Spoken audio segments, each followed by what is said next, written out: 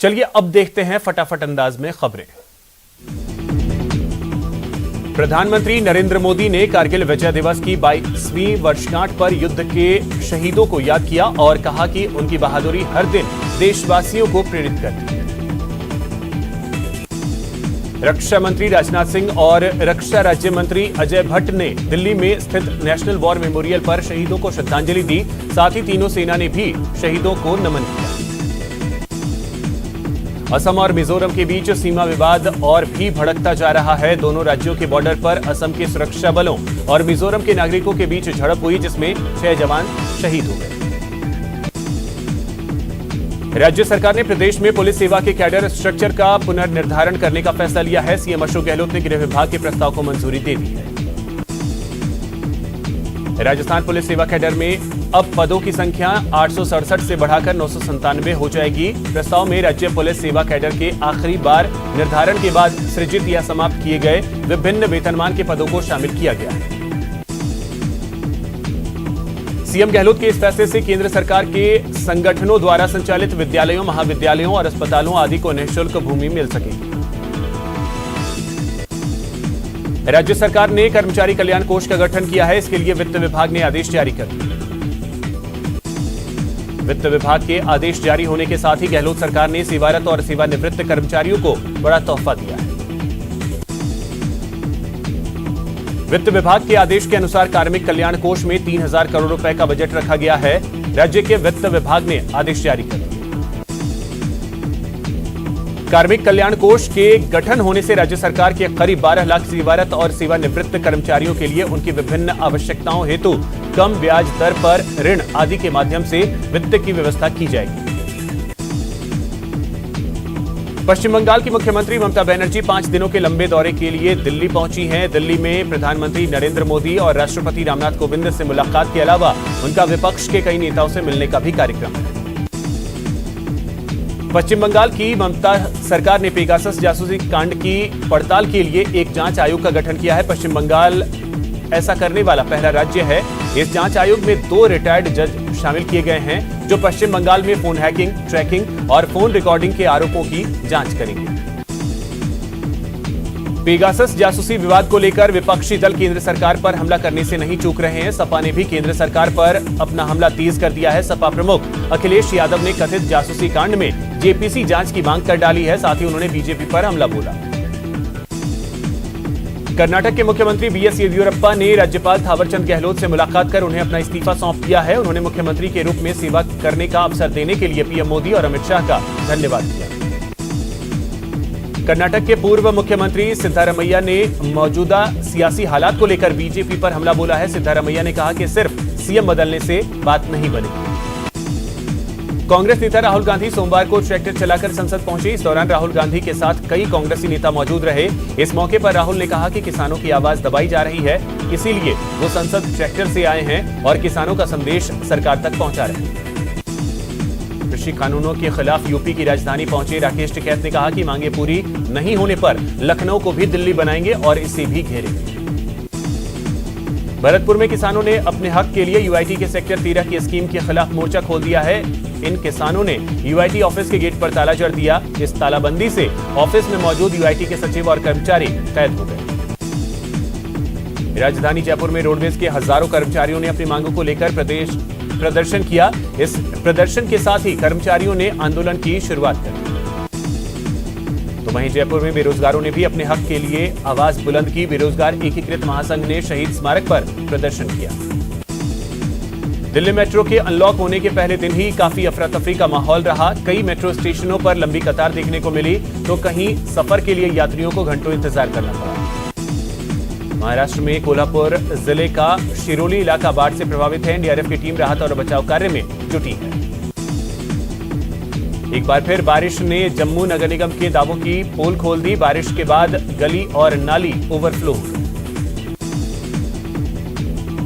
राज कुंद्रा गिरफ्तारी मामले में मुंबई क्राइम ब्रांच ने अभिनेत्री शर्लिन चोपड़ा को समन भेजा है। पॉर्न फिल्में बनाने के मामले में कुंद्रा के करीबियों पर शिकंजा कसता जा रहा है। महादेव की पूजा अर्चना और उपासना के महीने सावन के पहले सोमवार को सभी शिवालयों में भक्तों की भीड़ उमड़ी। प्रतापगढ़ में पुलिस ने कार्रवाई करते हुए चोर गिरोह के मास्टरमाइंड सहित 2 आरोपियों को गिरफ्तार किया। आरोपियों ने एक मकान से लहसुन सहित 5 से 6 लाख रुपए की कीमत की फसल चोरी कर ली। श्रीगंगानगर में अवैध परिवहन को लेकर ऑपरेटर यूनियन ने जस्सा सिंह मार्ग से शिव चौक तक ट्रक रैली निकालते हुए शिव चौक पर धरना दिया। प्रतापगढ़ के धमोतर इलाके में एक ट्रक अनियंत्रित होकर सड़क पर पलट गया, जिससे हाईवे पर लंबा जाम लग गया। चूरू जिले के शिव कॉलोनी में शिवालय में उज्जैन से आए एक साधु का को प्राचीन दशनामी कमंडल चोरी हो गई। चोरी की घटना के बाद पुलिस मौके पर पहुंची और मामले की जानकारी जुटाई। सीकर के फतेहपुर में बेखौफ बदमाशों ने दिन दहाड़े बाइक सवार युवक पर फायरिंग की और 1.5 लाख कैश लूटकर फरार हो गए। टोंक में बेखौफ बदमाशों ने मां बेटी पर दिन दहाड़े चाकू से हमला कर दिया और मौके से फरार हो गए। पुलिस नाकेबंदी कर आरोपियों की तलाश कर रही है। जयपुर के कोटपुतली में एसीबी ने बड़ी कार्रवाई करते हुए घूसखोर पटवारी को ट्रैप किया है। एसीबी ने पटवारी भूलाराम को 2,500 रुपए की रिश्वत लेते हुए गिरफ्तार किया। एटीएम हैक कर लूट करने वाली 2 विदेशी महिलाओं को जयपुर एसओजी की टीम ने गिरफ्तार किया है। दोनों शातिर महिलाएं जयपुर और कोटा में एटीएम लूट चुकी थी। वहीं उदयपुर में एटीएम हैक करते हुए रंगे हाथों गिरफ्तार हुए। जयपुर की मुहाना पुलिस ने लूट मामले में 5 आरोपियों को गिरफ्तार किया है। साथ ही 2 लाख कैश, 1 मोबाइल और अन्य लूट के सामान बरामद किए।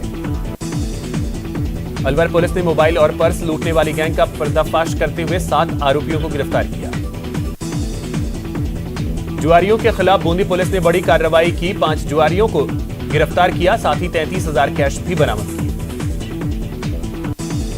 किडनैपिंग मामले में धौलपुर पुलिस ने 2 आरोपियों को गिरफ्तार किया है। 23 जुलाई को दोनों बदमाशों ने दिन दहाड़े एक दुकानदार का अपहरण किया था।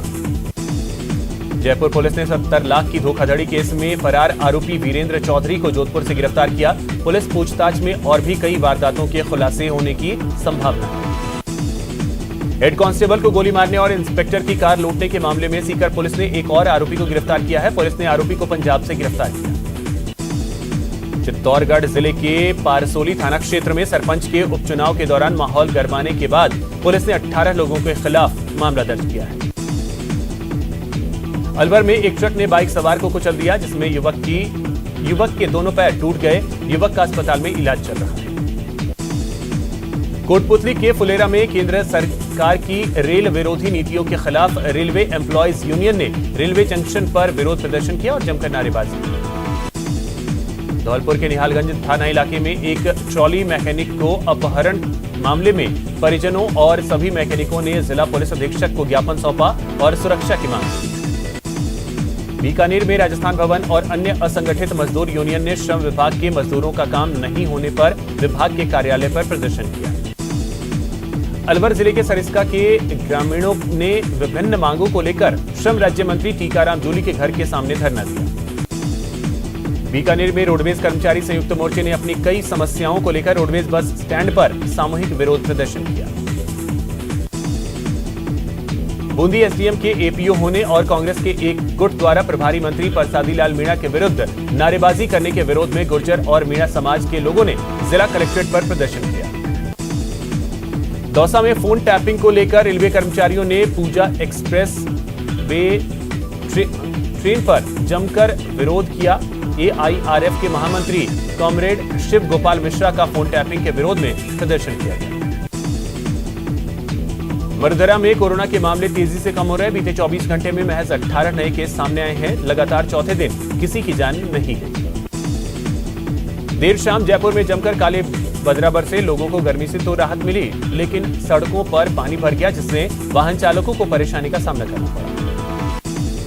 झालावाड़ में भी झमाझम बारिश से नदियां उफान पर हैं। काली सिंध, आहू, छोटी काली सिंध और चंपली नदी भी उफान पर है। जलस्तर में बढ़ोतरी होने से काली सिंध डैम के 3 गेट खोलकर 35,000 क्यूसेक पानी की निकासी की गई। कोटा के कुन्हाड़ी इलाके में एक मकान में रखे चूहे पकड़ने के पिंजरे में चूहे की जगह सांप फंस गया, जिसे देख लोगों में हड़कंप मच गया, जिसके बाद स्नेक कैचर ने सांप का रेस्क्यू कर उसे जंगल में छोड़ दिया। कोटा में चिकित्सा विभाग की टीम ने श्रीनाथपुरम इलाके में एक डेंटल हॉस्पिटल का औचक निरीक्षण किया और मेडिकल वेस्ट को सार्वजनिक स्थानों पर फेंके जाने को लेकर थाने में मामला दर्ज करवाया।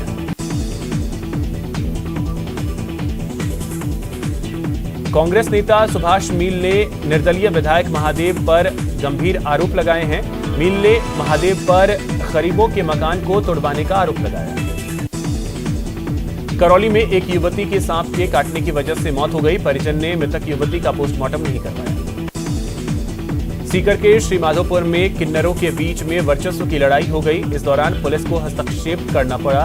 यहां के किन्नरों ने जयपुर की दिव्या को फर्जी किन्नर बताया। चित्तौड़गढ़ के मोहरमंगरी में एक आदिवासी परिवार की जमीन पर खड़ी मक्का की फसल को केमिकल डालकर खराब करने का मामला थाने में दर्ज कराया गया। श्रीगंगानगर में केंद्रीय कृषि कानूनों में बदलाव की मांग को लेकर धान मंडी में लोक संसद का आयोजन किया गया। टोक्यो ओलंपिक में भारत के लिए सिल्वर मेडल जीतने वाली मीराबाई चानू स्वदेश लौटी, जिसके बाद उनका जोरदार स्वागत किया गया। वेट लिफ्टिंग में रजत पदक हासिल करने वाली मीराबाई चानू का मेडल गोल्ड में भी बदल सकता है। पृथ्वी शॉ और सूर्य कुमार यादव को इंग्लैंड के खिलाफ टेस्ट सीरीज खेलने का टिकट मिला है। शुभमन गिल, आवेश खान और वॉशिंगटन सुंदर के चोटिल होने के बाद दोनों खिलाड़ियों को इंग्लैंड भेजा जा रहा है।